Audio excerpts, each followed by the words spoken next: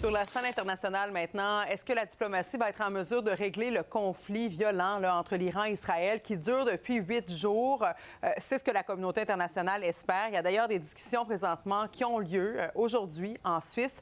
Et Sabrina, ça a été le début des pourparlers entre les Européens et l'Iran concernant le nucléaire.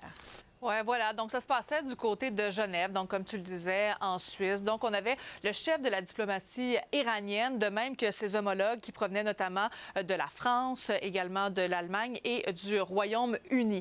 Donc, les discussions initialement ont été tendues, mais quand même, vers la fin, ça s'en venait un petit peu plus positif. Mais il ne faut pas penser qu'il y a eu un accord à la fin de cette rencontre-là.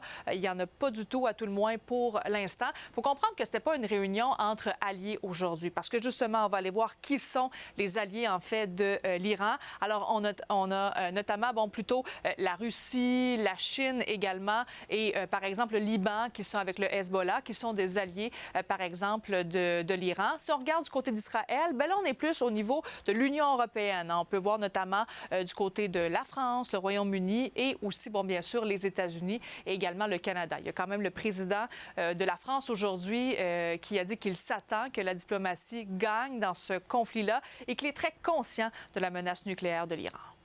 Je l'ai dit depuis le premier jour. Personne ne doit négliger le risque que représente un Iran doté de l'arme nucléaire. Et donc,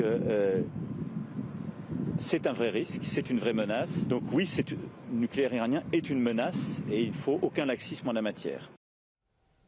Même Donald Trump a dit que ça risque d'être compliqué de régler ce conflit-là. Et vous vous souvenez, il a parlé de d'ici 2 semaines, il allait donner sa décision à savoir si les États-Unis allaient s'impliquer ou non dans le conflit en Iran. Et voici ce qu'il a dit là-dessus aujourd'hui.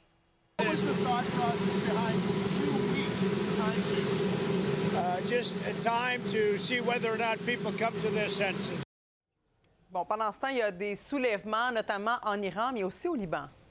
Oui, effectivement. Du côté du Liban, les gens se sont rassemblés dans la banlieue sud de Beyrouth, également à Saïda, comme vous le voyez ici dans l'écran. Même chose du côté de l'Iran, où on s'est rassemblés à Téhéran. On peut aller écouter des manifestants.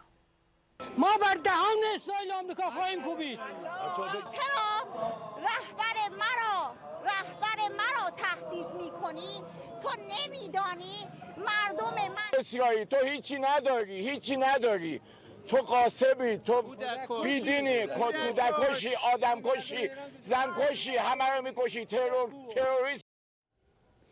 Et pendant ce temps, les bombardements se sont poursuivis autant en Iran qu'en Israël. Vous voyez ici, il y a eu des dommages côté de Haïfa en Israël, Marie-Claude.